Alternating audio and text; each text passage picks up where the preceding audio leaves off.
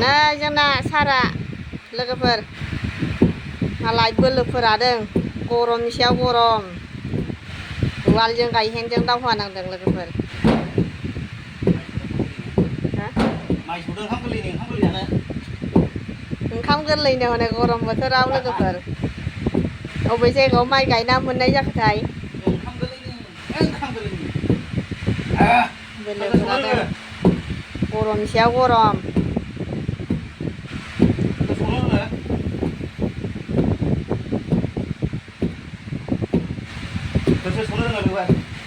गोलोमफ्रुजोबखाबाय नै मानसिया